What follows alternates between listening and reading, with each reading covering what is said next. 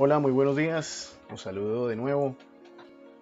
Hoy tendremos un tutorial, una clase magistral de transcripción. Utilizaremos de nuevo el modelo Procariote, de tal modo que los invito a que puedan observar el video y ojalá que les guste. Bien, hoy hablaremos entonces de la expresión génica en el modelo Procariote, es decir, que vamos a utilizar como fuente de información las bacterias y es el modelo más sencillo de entender, al igual que hicimos con el modelo procariote en la replicación del ADN para poder entender algunos conceptos generales y algunas de las enzimas que normalmente están vinculadas con este tipo de procesos. Bien, en términos generales la transcripción en procariotes es relativamente distinta a las de los eucariotes. En ambos casos también hay similitudes. Por ejemplo, el orden estructural en el cual los genes están probablemente, porque inicialmente está la secuencia reguladora llamada promotor y luego aparecería el gen estructural. En procariotes es exactamente igual, con la diferencia de que depende de varios genes estructurales, lo que se llama normalmente un policistrón. Y a todo el conjunto de genes que se están expresando normalmente se conoce con el nombre de operón. Bien, de resto es exactamente igual, se produce o la ARN polimerasa que se encarga de reconocer el promotor a través de factores transcripcionales, pues permitirá la transcripción, es decir, la expresión del gen, la conversión del ADN en ARN mensajero y posteriormente el ARN mensajero será obviamente leído y la traducción se hará eficaz a través de los ribosomas para producir las proteínas. Bien. En términos generales, aquí tenemos una estructura génica en procariotes. Todo esto sería la hebra de ADN. ¿Qué tenemos que resaltar de acá? Tenemos que resaltar que hay una secuencia regulatoria conocida como el promotor y que posteriormente lo que se denomina corriente abajo encontramos entonces los genes.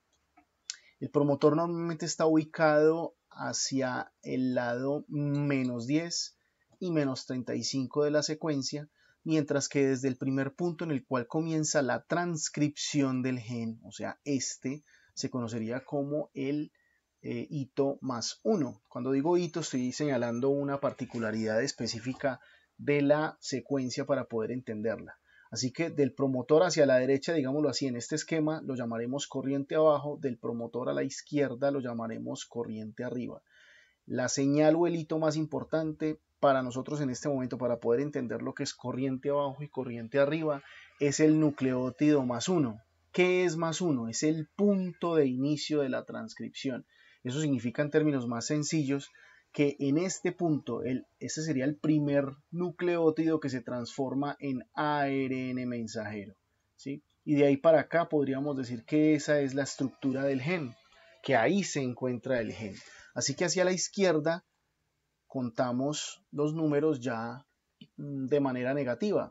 O sea que seguiríamos con el -1, no hay 0, no es como la recta numérica, no hay 0, sería -1, -2, -3 y tendríamos entonces dos hitos más que corresponden al promotor, vuelvo y reitero, que son el -10 y el -35. Recuerden que estos números o estos signos indican que es corriente arriba, es decir, que funcionan hacia la izquierda para el caso de esta gráfica del gen. Bien, así como la vez pasada veíamos las diferentes proteínas que se encargaban del proceso de la replicación, en este caso la protagonista principal del proceso es la ARN polimerasa, que en los procariotes también se conoce como RNAP, alfa 2, beta, beta prima, omega. Aquí tenemos entonces los genes correspondientes a cada una de esas subunidades, perdón, a cada una de las subunidades que conforman la ARN polimerasa y aquí tendríamos la subunidad que corresponde, la función que cumple cada subunidad y aquí podríamos observar estructuralmente cómo se vería la ARN polimerasa por un lado y por el otro. Bien, tenemos entonces que las subunidades alfa 1 y alfa 2, digamos que son las subunidades encargadas de la iniciación, el ensamblaje de la enzima y la interacción de otras proteínas regulatorias, así como del elemento llamado promotor a nivel de la secuencia del ADN. Aquí la podemos observar, las dos subunidades alfa 1 y alfa 2. Luego tenemos las unidades beta y beta prima. La subunidad beta inicia y permite la elongación de la cadena, así que es como quien dice la artista principal de este proceso. Aquí la podemos observar en color azul más claro. Y la beta prima, que está en un color magenta como más clarito, sería la que permitiría la unión al ADN. Aquí la podemos observar claramente esa subunidad beta prima, y aquí todo lo que está en azul corresponde a la subunidad beta. En gris estaría la subunidad alfa 1 y alfa 2. En gris más oscuro, en gris ratón, digámoslo así, estaría la subunidad omega. Y finalmente lo que ustedes pueden observar en color como ladrillo corresponde a la subunidad sigma. La subunidad omega tiene una función desconocida y sigma es supremamente importante porque hace las veces de factor de transcripción que permite el reconocimiento del promotor. Más adelante veremos que esa subunidad sigma puede variar dependiendo de las necesidades metabólicas de la bacteria. Bien, aquí vemos una comparación entre lo que es la ARN polimerasa bacteriana, en este caso de Thermus aquaticus.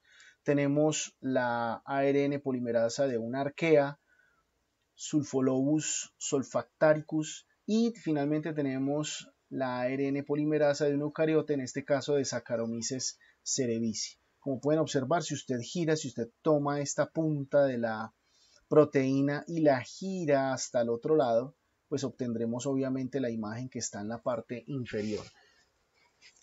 Bien, con todas las unidades que ya hemos observado acá, la subunidad alfa 1, alfa 2, aquí podemos observar la subunidad alfa 2, la subunidad alfa 1 claramente, la beta, beta prima, recuerden que la beta es la encargada del proceso, la protagonista principal del proceso, la omega, que poco sabemos de ella, y la única que nos faltaría acá sería sigma. Bien, la regulación transcripcional en procariotes depende de los factores sigma, como les mencionaba yo ahora. El sigma es la proteína o la subunidad proteica encargada de reconocer directamente el promotor. Entonces tenemos varios sigmas alternativos. Aquí tenemos algunos correspondientes a Escherichia coli. ¿Sí? Aquí tenemos el factor sigma, o sea, para qué sirve, para qué funciona, y tenemos el nombre de sigma. Normalmente el más utilizado es el sigma 70 por parte de la bacteria porque es el que controla los genes housekeeping, o sea, aquellos que controlan o que mantienen en orden la casa, digámoslo así, sería el factor que me permitiría o que le permitiría más bien a la bacteria mantener funciones metabólicas normales. Y como pueden observar, reconoce las secuencias consenso a nivel de -10 y a nivel -35, que son las secuencias que corresponden al promotor, con un espaciador entre 16 y 18 nucleótidos. El espaciador significa la cantidad de nucleótidos que hay entre la secuencia -10 hasta alcanzar la secuencia -35. Pero también hay otros factores sigma para la fase estacionaria, para el control de nitrógeno, para el movimiento flagelar, para el choque térmico y para el choque térmico extracitoplásmico. Es decir, para cada una de las funciones o necesidades de la bacteria hay un factor sigma que reconocerá secuencias del promotor que son diferentes en cada caso. ¿Por qué? Porque la idea es generar la transcripción o la expresión de genes dependiendo de las necesidades de la bacteria. Así que el factor sigma haría las veces de un factor de transcripción en eucariotes. Bien, ¿qué características tiene la ARN polimerasa en E. coli y en la transcripción en general? Pues aquí podemos ver algunas de ellas. La primera es que carece de un sitio de corrección de errores o proofreading tipo exonucleasa 3', 5', así como en el caso anterior en la replicación la ADN polimerasa 3, la 1 específicamente también tiene lo que se llama el fragmento Klenov, que es el que permite la corrección de errores porque tiene una exonucleasa tipo 3', 5', debido o que funciona con base en los malos apareamientos, lo que hace que se produzca un relantecimiento, digámoslo así, o una situación un poco más lenta en la actividad de las enzimas. Por lo tanto, la hebra naciente se desplaza hacia la exonucleasa y la exonucleasa lo que hace es escindir o quitar simplemente ese nucleótido que no está generando un apareamiento adecuado con su contraparte en el molde. en la hebra molde. Bien, la tasa de error de la transcripción obviamente debido a esto precisamente es más alta que en la replicación, es más o menos de un error por cada 10.000 o un error por cada 100.000 nucleótidos incorporados, como ustedes lo pueden observar acá, ¿sí? Y además el problema del ARN, otro problema que tiene la ARN polimerasa es que también se puede detener cuando encuentra malos apareamientos, ¿sí? El problema es que la única forma es una remoción directa del nucleótido por una reversión de la polimerasa. No porque tenga una actividad de exonucleasa 3'5', sino por una reversión directa de la polimerasa.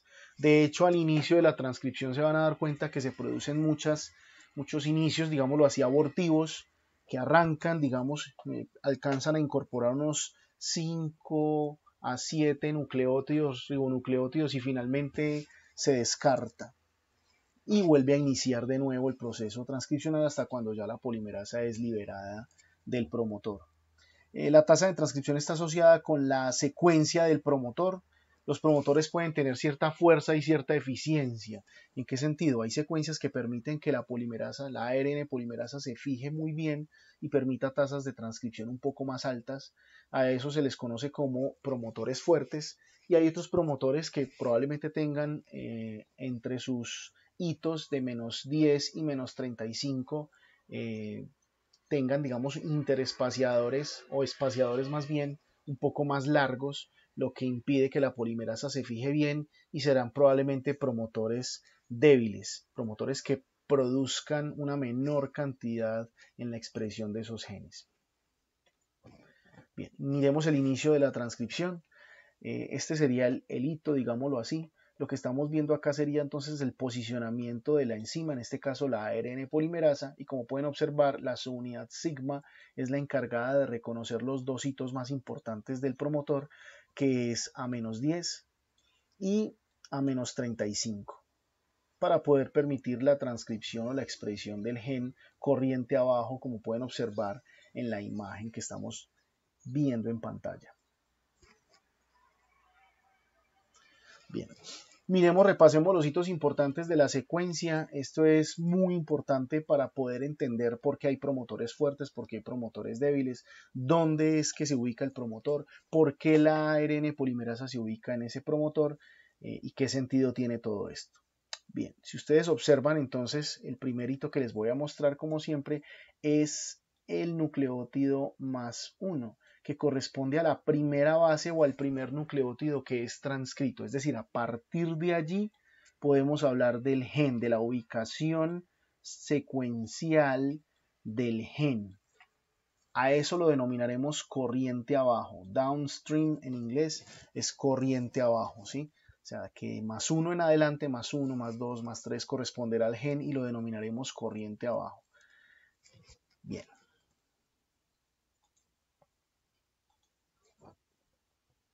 Continuamos acá. Si ustedes observan entonces hacia el lado izquierdo de ese primer nucleótido del más 1 y arrancando con el de enseguida que sería el menos 1, encontraríamos a 10 nucleótidos atrás la secuencia menos 10. La secuencia menos 10 es lo que denominaríamos corriente arriba, como lo señalan aquí en inglés, upstream es corriente arriba.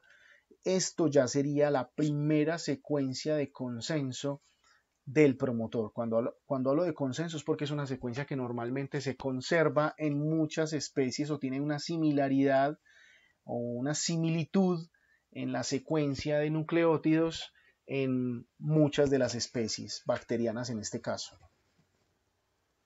Bien, normalmente a esa secuencia se le conoce como caja Pribnow. Caja Pribnow. En eucariotes sería la caja TATA o lo que llaman comúnmente TATA, pues, pero realmente es la caja Pribnow en procariotes, en bacterias. Es la caja TATA de manera similar y análoga a la caja TATA de los eucariotes. Caja Pribnow sería la secuencia menos 10, que es un hito importante porque es la localización directa del promotor. Bien, luego vemos la región que corresponde al espaciador. Lo ideal es que se encuentre entre 15 y 18 nucleótidos. El ideal, digámoslo así, o más bien el rango que mencionaba yo ahora, dentro de ese rango el ideal es de 17 nucleótidos, entre la secuencia -10 y lo que denominamos como la secuencia -35. Eso es lo ideal, que ese espaciador tenga 17 nucleótidos. La razón es que eso permite que la ARN polimerasa y sus factores sigma se unan de la manera correcta y de la forma más, digámoslo así, fuerte a estas secuencias, que puedan reconocerlas fácilmente de acuerdo con el tamaño de la ARN polimerasa, casaría perfectamente con las secuencias -10 y -35, teniendo un espaciador solo de 17 nucleótidos. Si es menor, quedaría sobrando un poco. Si es mayor, no alcanzaría completamente a abarcar, digámoslo así, esa distancia. Bien. Bueno, y por último estaría entonces, antes de continuar, estaría la secuencia de -35, que es esta que ustedes pueden observar acá. Bien, aquí está lo que hemos denominado como promotores fuertes y promotores débiles. Los fuertes normalmente coinciden con las secuencias consenso de -10 y -35. Eso quiere decir que tienen una región espaciadora de 17 nucleótidos. Como mencionaba ahora, eso permite que la ARN polimerasa se fije adecuadamente, sus factores sigma se fijen adecuadamente a estas secuencias y pueda transcribir sin problema el gen. Pero hay promotores también débiles. Son aquellos donde o las secuencias están modificadas, es decir, estos lugares conocidos como la caja Pribnup y la secuencia -35 pueden tener modificaciones o mutaciones o polimorfismos, si usted lo quiere llamar de esa manera también, así que no la reconocen de la forma adecuada, o por otro lado, la distancia que hay entre ellos es mayor a 17 nucleótidos, muchísimo mayor, y eso hace que la ARN polimerasa pues no alcance a cubrir el espacio y a lograr tocar, digamos, con su factor sigma todas estas dos secuencias al mismo tiempo. Bien, miremos las características de la búsqueda del promotor. ¿Cómo hace la ARN polimerasa para llegar a ese promotor, para reconocerlo, para quedarse allí y luego permitir la transcripción del gen? Bien, para esto es muy importante el factor sigma, como ya lo hemos mencionado, o la subunidad sigma. Eso permitirá que toda la holoenzima, o sea, toda la polimerasa completa y activa, se una de manera ligera. Normalmente se une de manera ligera al ADN y comienza, digámoslo, a recorrer o a patrullar de manera aleatoria en una sola dirección dicho ADN a través del surco mayor. Imagínese un pequeño vagón de ¿cómo decirlo? Un pequeño vagón de una montaña rusa, el cual va por todo ese riel. Ese riel sería entonces el surco mayor, ¿sí? Normalmente eso lo hace a través de enlaces de hidrógeno que son que se producen, digámoslo así, de manera temporal y le permite entonces a la ARN polimerasa patrullar o recorrer el surco mayor en una sola dirección hasta encontrar el promotor. Lo hace de manera indiscriminada un poco aleatoria quizás, y luego finalmente se aferra de manera fuerte al promotor. La tasa de unión de la ARN polimerasa al promotor es de 10 a la 10 molar por segundo. Esa sería pues como la tasa en términos generales de unión, que es demasiado fuerte por parte de la polimerasa al promotor. Todo depende obviamente de que el promotor tenga las características ideales para que esa unión pueda llegar a suceder de manera adecuada.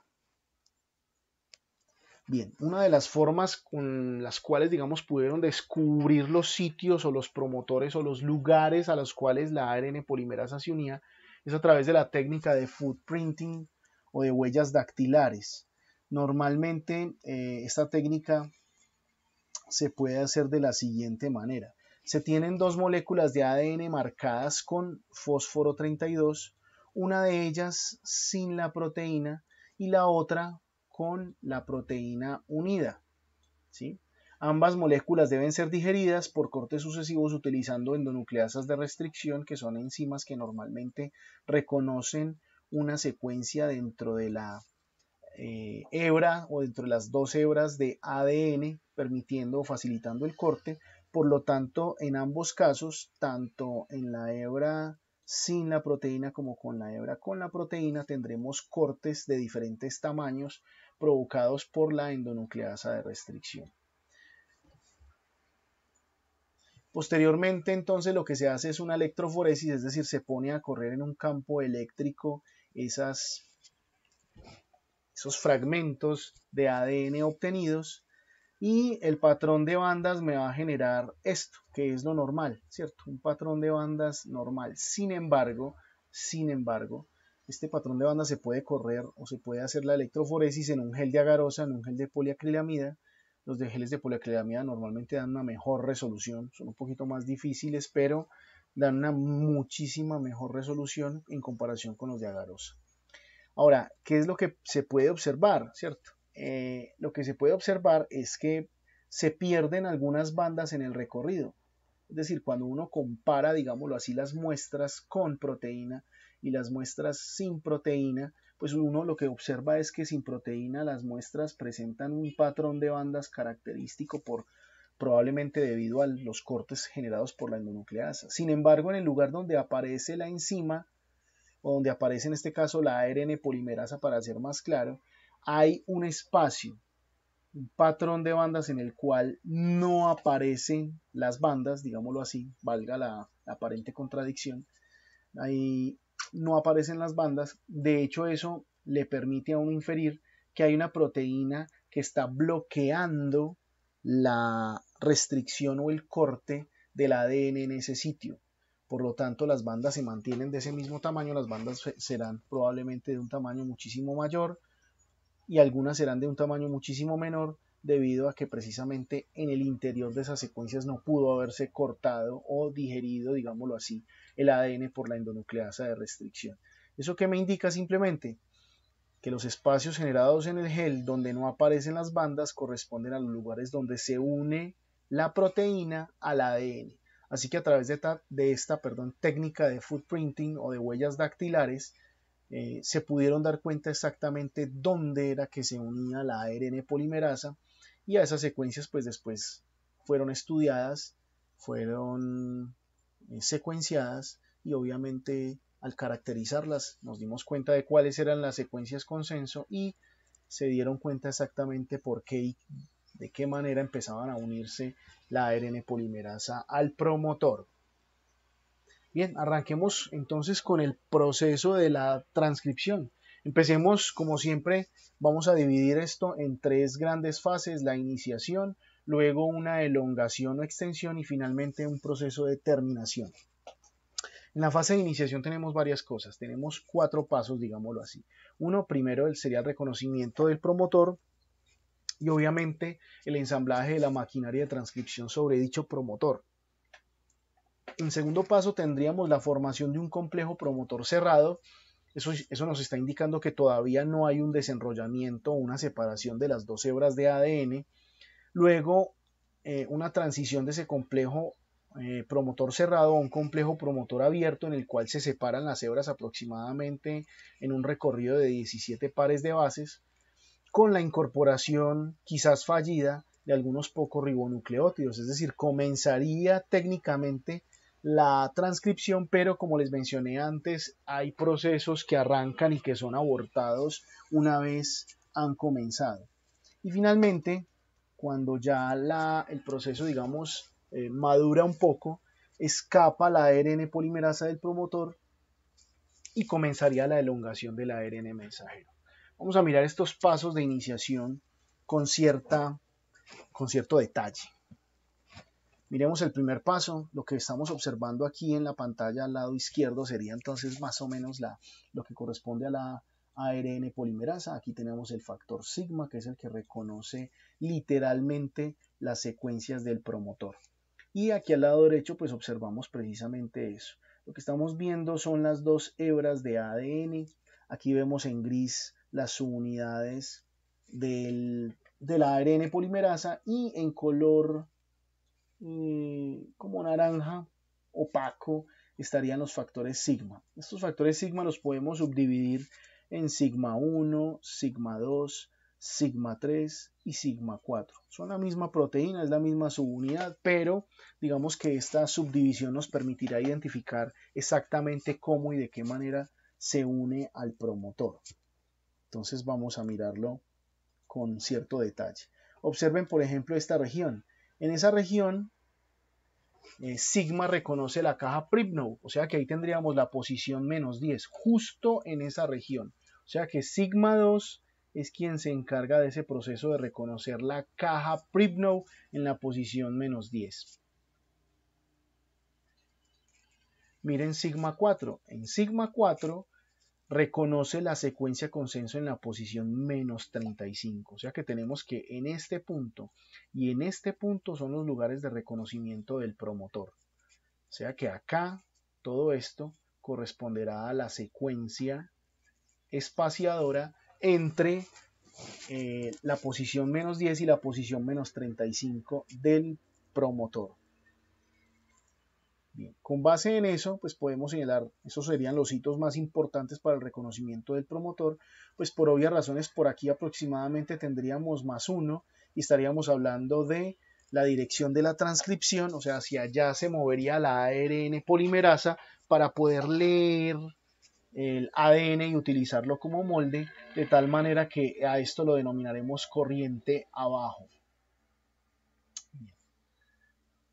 A eso lo denominaremos corriente abajo. Entonces recuerden, sigma 2 reconoce la posición -10, sigma 4 reconoce la posición -35.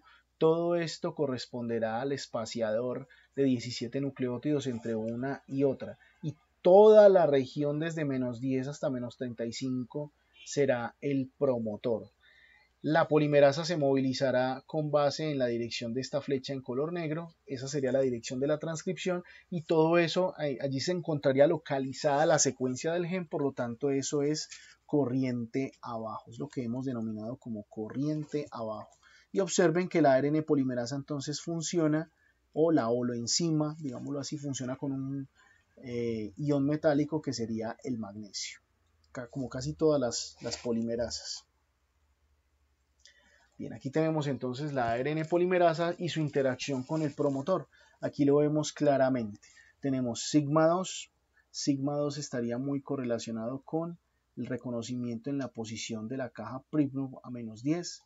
Aquí tendríamos el primer nucleótido que se transcribiría, o sea que de acá en adelante tendríamos el gen y es lo que denominamos corriente abajo, como ya lo miramos hace un rato.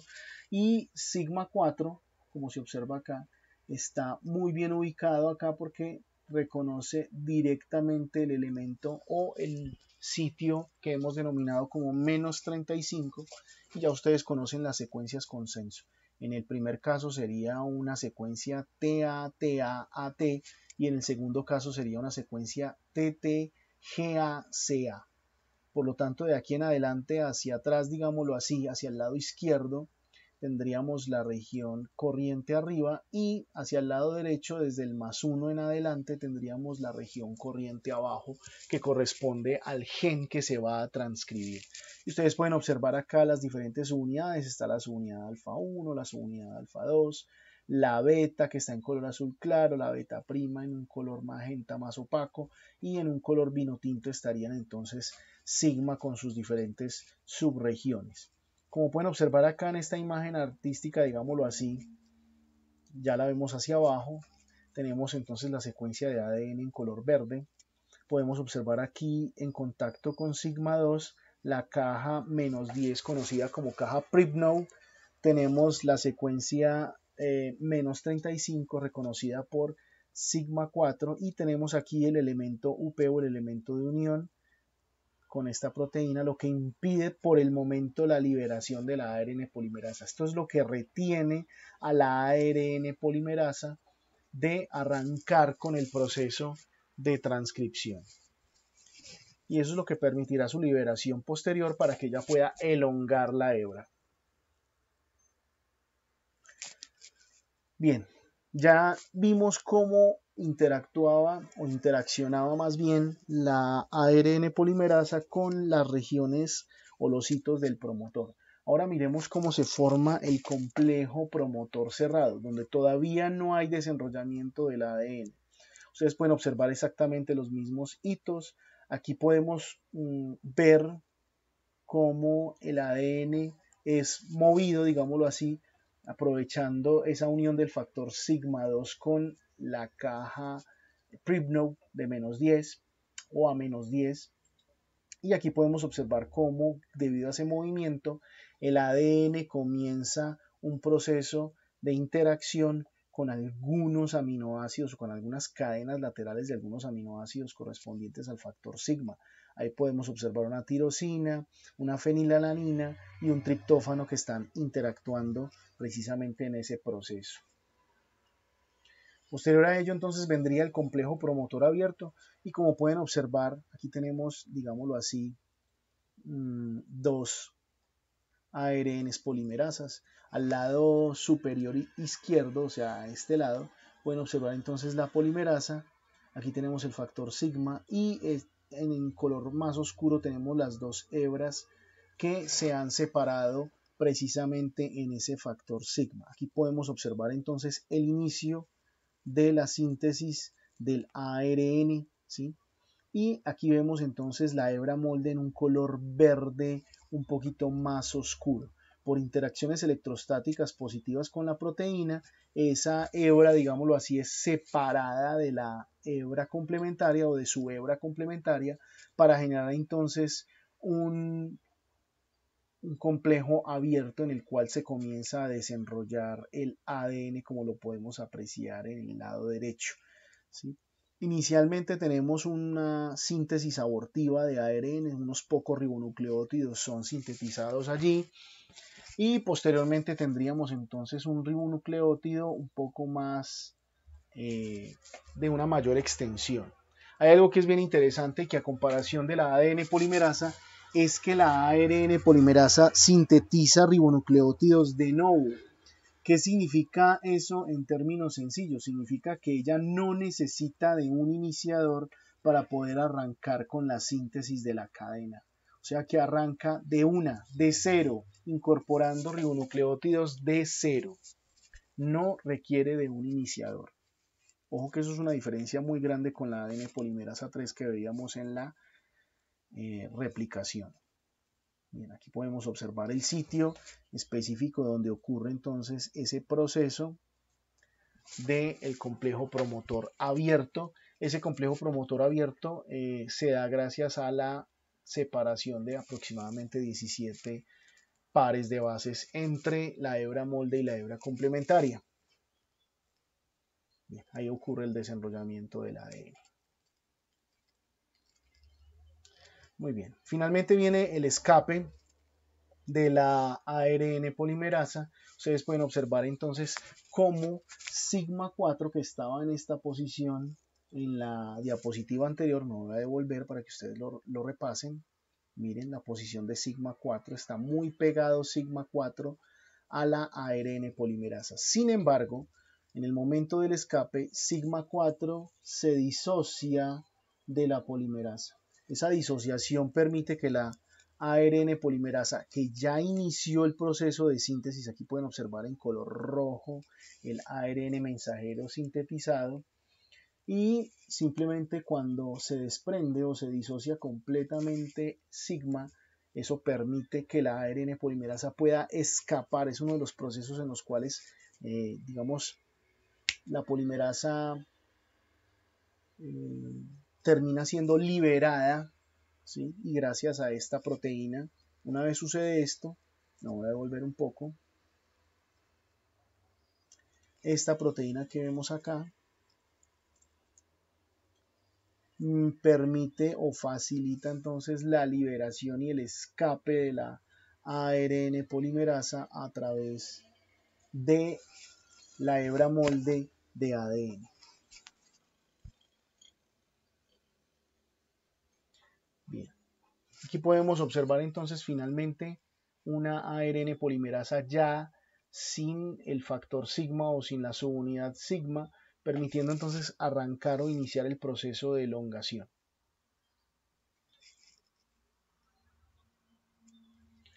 Bien. La idea entonces es que la formación de más o menos unos 12 a 14 nucleótidos permite ese desplazamiento de sigma, y este desplazamiento que inicia con sigma 4 pues obviamente termina disociando o separando todo el factor completo de la ARN polimerasa y eso hace o permite o favorece que la ARN polimerasa escape del promotor y comience el proceso de elongación del ARN mensajero. Bien, obviamente ya hemos mencionado entonces ese proceso de escape. Luego vendría la elongación. Una vez se escapa, una vez la polimerasa se ha unido, ha formado un complejo cerrado, comienza una síntesis abortiva de ribonucleótidos de novo, y una vez que puede disociar el factor sigma debido a la síntesis más o menos de 17 pares de bases, pues escapa. Y al escapar comienza la elongación. Ya hemos mencionado que la síntesis de la ARN es de novo. Eso significa que es nueva, que arranca de cero, que no requiere de iniciadores, que empieza a incorporar ribonucleótidos desde cero, digámoslo así. Cuando digo desde cero es porque no hay un ribonucleótido previamente colocado en la hebra o complementario a la hebra molde. Se pierde o se disocia sigma y comienza entonces la ARN polimerasa a moverse corriente abajo. Lo que normalmente se produce es una burbuja de transcripción, es decir, en el interior de la ARN polimerasa se tiene un ADN desenrollado más o menos de una extensión de 17 pares de bases. Ese sería más o menos el tamaño completo de la burbuja. Y dentro de ese tamaño de la burbuja tendríamos entonces un híbrido de ADN y ARN complementarios de 8 a 9 pares de bases. Bien, la procesividad, si nosotros comparamos la capacidad de incorporar ribonucleótidos por parte de la ARN polimerasa y la comparamos con la ADN polimerasa 3 que veíamos en la replicación, pues obviamente tenemos que la ARN polimerasa tiene una procesividad menor, tiene una capacidad de incorporar de entre 40 y 50 ribonucleótidos por segundo, mientras que la ADN polimerasa tiene una capacidad más o menos casi que de 1000 a 1500 nucleótidos o deoxinucleótidos por segundo, lo cual es una velocidad impresionante, es una maquinaria impresionante. Bien, aquí podemos observar entonces esa burbuja de transcripción. Esa burbuja de transcripción estamos viendo entonces la ARN polimerasa. Como pueden observar, esa burbuja sucede en las unidades beta y beta prima. Aquí podemos entonces encontrar por footprinting, digámoslo así, encontraron o han determinado que la ARN polimerasa está adherida, digámoslo así, a una secuencia más o menos de 35 pares de bases, pero que la burbuja de transcripción está dentro de esas 35 pares de bases donde está sujeta, estaría o cubriría solamente 17 pares de bases, y de esos 17 pares de bases, es decir, los 17 estarían desde acá hasta acá. Los 35 estaría más o menos desde acá hasta acá. Y finalmente el híbrido de ADN y ARN, pues ustedes lo pueden observar acá, precisamente lo que estoy señalando. Este que estoy señalando acá.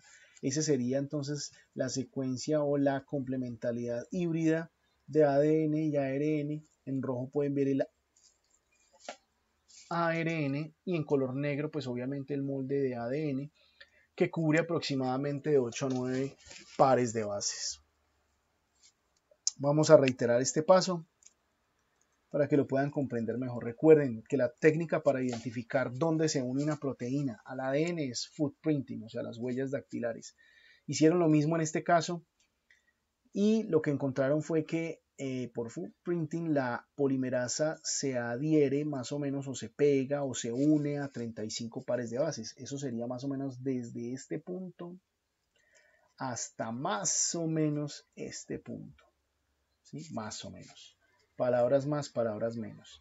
Bien, aquí tenemos un canal secundario por donde pasan los ribonucleótidos. Este sería exactamente el sitio activo de la enzima, o sea que aquí estarían entrando los nucleótidos para incorporarse justo en este punto donde ocurre la extensión o elongación de la hebra naciente. Y tenemos entonces que dentro de estos 35 nucleótidos o pares de bases tenemos una burbuja de transcripción que corresponderá obviamente como quien dice al complejo abierto, o sea que va desde acá hasta acá. Y eso tiene una extensión de 17 pares de bases. Pero dentro de ese complejo abierto tendremos entonces un lugar donde ocurre la hibridización o la hibridación entre ADN y ARN. Este punto que estamos señalando acá más o menos tiene una extensión de 8 a 9 pares de bases. Así que vamos de afuera hacia adentro señalando los lugares que corresponden entonces a lo que cubriría la ARN polimerasa sobre el ADN mientras está haciendo el proceso de transcripción.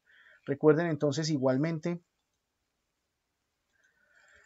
por dónde entran los ribonucleótidos y el sitio de acción, es decir, el lugar o el sitio activo de la enzima donde incorpora esos ribonucleótidos para extender la hebra naciente o para más bien elongarla. Bien, ¿cómo termina la transcripción? La transcripción entonces puede terminar de dos maneras. Normalmente se puede hablar de un proceso de terminación independiente de una proteína llamada Rho, también se conoce como terminación intrínseca. Este mecanismo depende de secuencias terminadoras. Es decir, no depende de ninguna proteína, no depende de que la ARN polimerasa se aburra, no, depende de unas secuencias o elementos que se conocen como secuencias terminadoras o simplemente como terminadores.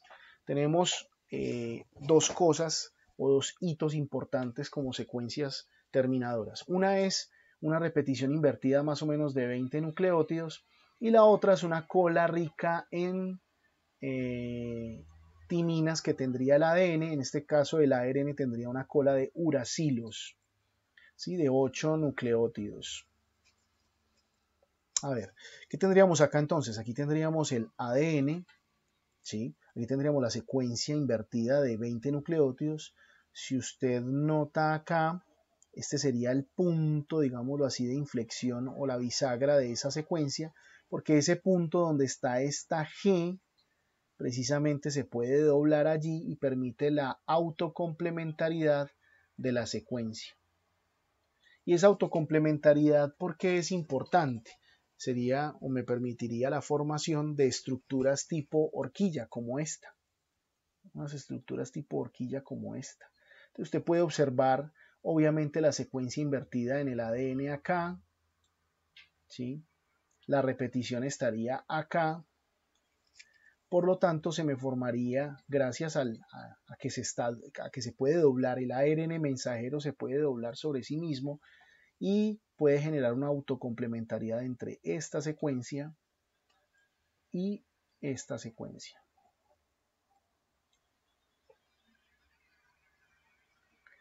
Bien.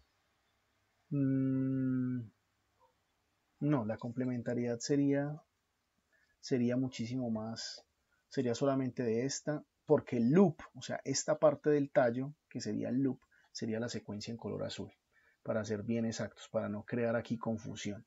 Entonces, reitero, esta secuencia de acá del lado izquierdo sería la secuencia que permitiría la autocomplementariedad y la secuencia en color azul es la que permitiría la formación del loop de ese tallo. Toda esta estructura se conoce con el nombre de horquilla o hairpin. Normalmente se conoce como hairpin o horquilla. Y posterior a ella estaría la secuencia terminadora rica en uracilos, como pueden observar allí. ¿Qué es lo que ocurre entonces con este tipo de secuencia? Lo que ocurre es lo siguiente. Miren el hairpin acá, ¿sí? Y aquí tenemos entonces la cola de uracilos. ¿Qué es lo que ocurre entonces en este caso? Por un lado, recuerden que la adenina y el uracilo forman solamente dos puentes de hidrógeno, así que son interacciones muy débiles.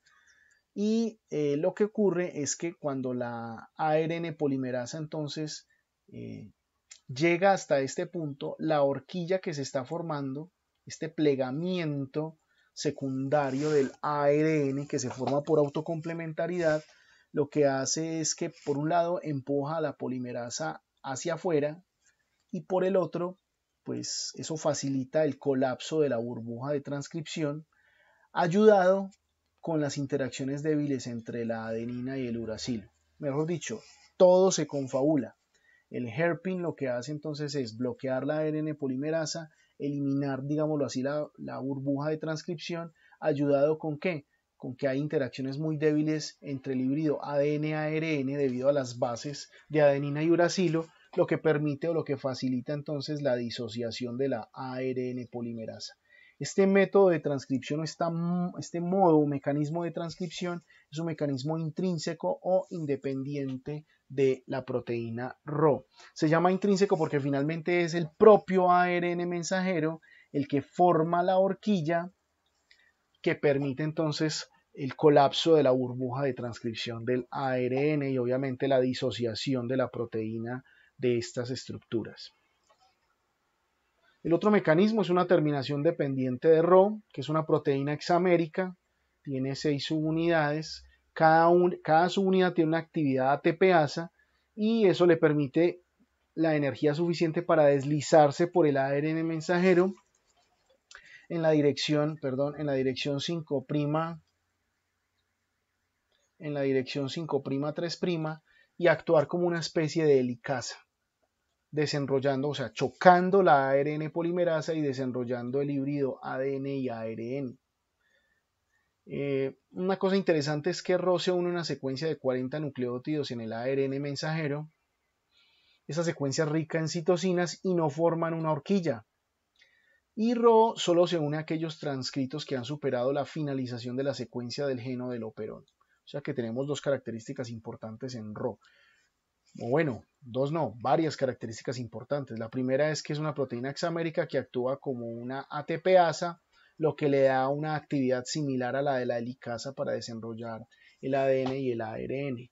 Dos, que la secuencia se une, o mejor dicho, que la proteína se une en la secuencia de 40 nucleótidos en el ARN mensajero, que esa secuencia es rica en citosinas y por ende pues no hay una formación de una horquilla a nivel del ARN mensajero. Y tres, que Rho solamente se une en aquellos transcritos que han superado la finalización de la secuencia del gen o del operón. Esas son, digamos, unas características importantes que hay que tener en cuenta para esta proteína. Aquí tenemos la estructura de Rho. Aquí tenemos la estructura de Rho. Ustedes pueden observar que cada color corresponde entonces a una subunidad distinta. Tenemos 6 subunidades. Como pueden observar, Rho lo más probable es que permita la interacción o se una al ARN a través de esta estructura, a la secuencia que ya habíamos mencionado rica en citosinas, y que se cierre. Y al cerrarse, pues lo que sucede es que Rho, una vez se une entonces a ese ARN, se desliza a través del ARN hasta chocar con la ARN polimerasa y generar entonces, como si fuese una helicasa, el desenrollamiento o la separación del híbrido entre el ARN y el ADN, lo que generaría a su vez la disociación o la separación de la enzima, terminando el proceso. Pero hay una proteína adicional que se ha estudiado, que es la proteína NUSG, NUSG, que tiene esta estructura. Es un trímero que tiene esta estructura que ustedes están observando aquí. Miremos esto entonces. Ya vimos, perdón, me devuelvo, ya vimos cómo se une entonces Rho y comienza a moverse en dirección hacia la ARN polimerasa. En este caso chocaría la ARN polimerasa disociando o permitiendo el desenrollamiento del híbrido ADN-ARN y disociando finalmente la ARN polimerasa, dando por terminado el proceso de transcripción.